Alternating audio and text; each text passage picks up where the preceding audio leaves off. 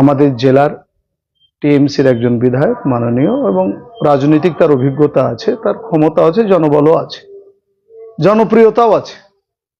তিনি বললেন, বেশ কিছুদিন থেকেই বলছেন যে মুর্শিদাবাদ জেলায় বাবরি মসজিদ নামে একটা বড় মসজিদ করব, নানা প্রকল্প সেখানে থাকবে। প্রথমে তার নেগেটিভ দিকটাতে আসি। এই ঘোষণার পর যত 6 ডিসেম্বর এগিয়ে আসছে, এক শ্রেণীর লোক একবারে রক্তিম চক্ষু হয়ে উঠেছেন। নাম্বার 1, যে হুমায়ুন কবির ঘোষণা দিয়েছে বাবরি মসজিদ করব, তার মাথা কেটে নিতে হবে, মুন্ডপাত করতে হবে। যিনি করবেন তাকে 1 কোটি টাকা পুরস্কার দেওয়া হবে। অন্যান্য সাম্প্রদায়িক সংগঠনগুলি তারা বললেন, মুর্শিদাবাদে যদি এরকম হয়, তা আপনারা কি ভুলে গেছেন বাবরি মসজিদ আমরা কিভাবে ধ্বংস করেছি? আমাদের কর্মীরা গিয়ে মুর্শিদাবাদে আপনাদের মসজিদ গুড়িয়ে দিবে, ইত্যাদি ইত্যাদি। 1 নম্বর, মাননীয় বিধায়ক হুমায়ুন কবির সাহেব ঘোষণা করেছেন, প্রথম মূল্যায়ন হওয়া উচিত, সংবিধান বহির্ভূত যদি কাজ হয় তো সরকারে বন্ধ করা উচিত। কালকে অনেক আগেই বন্ধ করা উচিত ছিল। যদি সংবিধান বিরোধী কাজ হয় তাহলে আমাদের প্রশাসন ঘুমাবে কেন? যার দ্বারাতে ল অ্যান্ড অর্ডার ভঙ্গ হবে, আপসের মধ্যে সাম্প্রদায়িকতা, কোনো সংঘর্ষ ঘটে যেতে পারে, একটা বিশৃঙ্খলার সৃষ্টি হবে। কেন রাজ্য সরকার ঘুমিয়ে আছে? কেন কেন্দ্র সরকার ঘুমিয়ে আছে? তারা তাদের মতন কাজ করবে। তারা তাদের সংগঠনের নিচু লেভেলে লোককে লাগিয়ে দিয়েছে যে মুন্ডু কেটে লাও, যারা নিচে নিচে হিন্দু মুসলমানদের সম্প্রীতি নষ্ট হয়। এটা মোটেই কাম্য নয়। নাম্বার 2, দেখুন বাবরি মসজিদের রায় হয়ে গেছে। আমরা সুপ্রিম কোর্টের রায়ে 4টা কথা আছে, 3টাতে মুসলিম সমাজ জিতেছেন। নাম্বার 1, বাবরি মসজিদ কোনো মন্দির ভেঙে হয়নি। 1949 সালের রামলালার মূর্তি প্রকট হয়নি, কেউ ঢুকিয়ে দিয়েছিল বাইরে থেকে। আর 1992 সালের 6 ডিসেম্বর যারা বাবরি মসজিদ ভেঙেছে, সেটা হচ্ছে শাস্তিযোগ্য অপরাধ করেছে। কিন্তু ভারতের আপামর জনসাধারণ তাদের ভাবাবেগকে সম্মান দিয়ে ওখানে রাম মন্দির করার অনুমতি দেওয়া হলো। পক্ষান্তরে বাবরি মসজিদের জন্য 5 একর জমি দেওয়া হলো। বাবরের নামটা ব্যবহার করা যদি এত বড়ই অসাংবিধানিক হয়, আবার সেই জায়গার পরিবর্তে সুপ্রিম কোর্ট কেন 5 একর অর্থাৎ 15 বিঘা জমি অ্যালট করলেন? যদিও মুসলমান সমাজ তা প্রত্যাখ্যান করেছেন। আমাদের বিশ্বাস, আল্লাহর মসজিদ যেখানে হয়ে যায়, সংবিধান বলছে liberty of thought, expression, believe, faith and warship, বিশ্বাস যে বাবরি মসজিদ যে নামে ছিল মসজিদ মসজিদই, সেখানে যাই কিছু হোক। আমরা ডুকরে ডুকরে কাঁদলেও মেনে নিয়েছি যে সুপ্রিম কোর্ট যখন রায় দিয়ে দিয়েছে, তা আমরা আর এখানে কোনো রকম রক্তপাত, হানাহানি, আমরা বাস পোড়ানো, টেম্প পোড়াতে যাইনি। কিন্তু বিশ্বাস আমাদের আছে, কারণ নদীর এপার ভাঙে ওপার গড়ে, আপনারা সকলেই জানেন।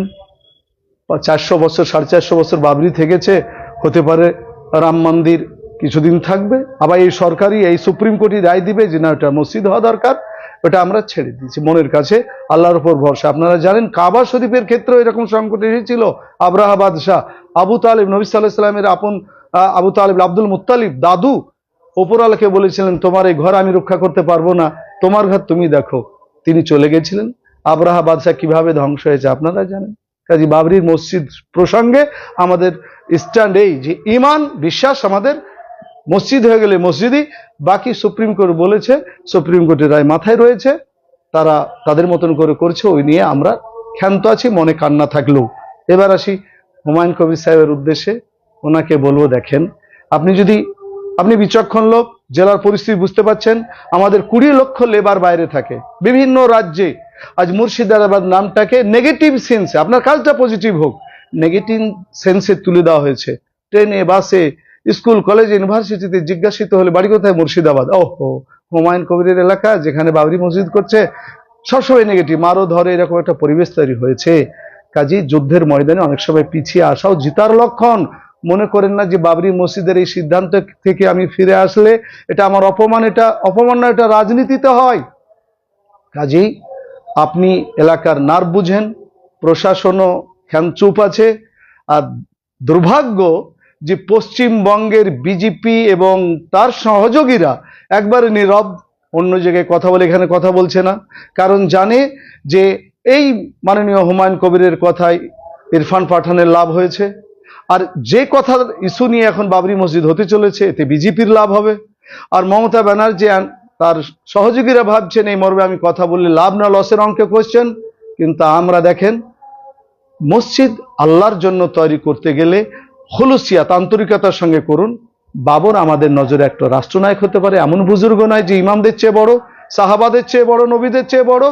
করবেন তো সাহাবাদের নামে করুন, নবীদের নামে করুন। আর 100 বিঘা জমি ঠিক করেছেন, 300 কোটি টাকা প্রজেক্ট করেছেন, টাকা আরো বাড়ান, দেখিয়ে দেন ভারতবর্ষে একটা ঐতিহাসিক। হ্যাঁ, প্যারালাল ভাবে কিছু হিন্দু ভাইদের সংগঠন বলছেন যে আমরা রাম মন্দির করব, ওয়েলকাম। আমরা যতই মসজিদ করব, আপনারা মুর্শিদাবাদ জেলা নিজেদের জায়গায় জায়গায় কিনে হোক, নিজেদের জায়গায় দান করে হোক, একাদশ রাম মন্দির করুন। আসলে আমরা হিন্দু মুসলমান মিলেমিশে থাকি। আর একবারও মনে করাচ্ছি মাননীয় হুমায়ুন কবির সাহেবকে, যে আপনার নামে বদনাম করছে, এটা আমাদেরও সহ্য হচ্ছে না। যে বিজেপি আপনাকে কয়েকশো কোটি টাকা দিয়েছে, এর মালিক আল্লাহ। যারা দুর্নাম করছেন তার শাস্তি তারা পাবেন। আর প্রকৃতই যদি কোনো ঘটনা ঘটে থাকে তো কোনোদিন সফল হতে পারবেন না। তাই আপনি তো আলেম ওলামার সঙ্গে চলা লোক, একটু আলেম ওলামাদের সঙ্গে পরামর্শ করুন, রাজনৈতিক লোকদের সঙ্গে পরামর্শ করে আপনি এতে পা দিলে এটা মানে ডুবে গে সানাম হাম তুমহে লেকার, কাজে আপনার তো ক্ষতি হবেই, জেলাবাসীর কোন জায়গায় যাবে, ভারতবর্ষের ধরে কি পরিবেশ তৈরি হবে। মাথায় রাখুন, মসজিদ হোক আপনার, বরঞ্চ নবী সাল্লাল্লাহু আলাইহি সাল্লামের জন্মদিনে, মৃত্যুদিনে সেদিনকে আপনি উদ্বোধন করুন, যিনি আমাদেরকে মসজিদের পথ দেখিয়েছেন। বাবর একজন সম্রাট, হাজারো ভারতবর্ষের সম্রাট। বাবর নামটা নেওয়াই যদি এত খারাপ হয়, ভারতবর্ষে অন্তত 1 কোটি মুসলমানের নাম বাবর আছে, তো কি করবেন? সমস্ত মুসলমান নাম তার বাদ দিয়ে দিবে? আমরা তো সকলেই জানি giving a name is a political art. একটা নামকরণের সার্থকতা আছে। হনুমানের নামে কেউ মন্দির করতে পারে, কিন্তু মানুষের নামে মসজিদ করা যাবে না, এটা তাদের ধারণা। তো আমি বলবো এখানে মুর্শিদাবাদ জেলা প্রশাসনকেও যে বিষয়টা আপনারা ভালোভাবে দেখবেন, রাজ্য সরকারেরও ভাবা উচিত এটা না বাড়ানো। আর হুমায়ুন কবির সাহেব 7 বার ভাবুন, ভালো কাজ করবেন, ভালো লোকদের পরামর্শ করুন। আর আমি মুর্শিদাবাদ জেলা জমিয়তের একজন দায়িত্ববান হিসাবে জেলাবাসী এবং রাজ্যবাসীকে বলবো, আবেগে ছুটবেন না, আবেগে ছুটবেন না। 6ই ডিসেম্বর নিজেদের বাড়িতে থাকুন, কোরআন পড়ুন, জিকির আজকার করুন, আপনাদের নিজেদের মসজিদ আবাদ করুন।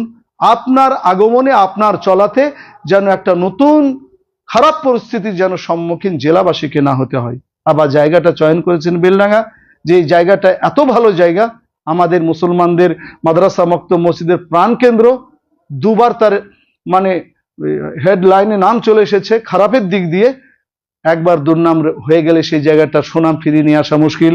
আবার সেই জায়গাটা কি ভাবা হচ্ছে, আগে মসজিদের নামে জায়গা রেজিস্ট্রেশন হোক, এবং সেটা এই তো বললাম নবীরা সবচেয়ে বড়, তাদের স্মৃতিতে হতে পারে। ডোমকুলে ঐতিহাসিক মসজিদ রয়েছে, কিন্তু আল আমান নামে রয়েছে, এরকম হতে পারে। নাম সাহাবাদের নামে হতে পারে, কোনো আমাদের মুসলিম মহিলা মনীষীদের নামে হতে পারে। আল্লাহ তাআলা হুমায়ুন কবির সাহেবকেও শুভবুদ্ধি দান করুন এই কামনা করছি। জেলাবাসী আপনারা সকলেই সতর্ক থাকবেন এবং বিষয়টা বিবেচনা করবেন। ধন্যবাদ সবাইকে।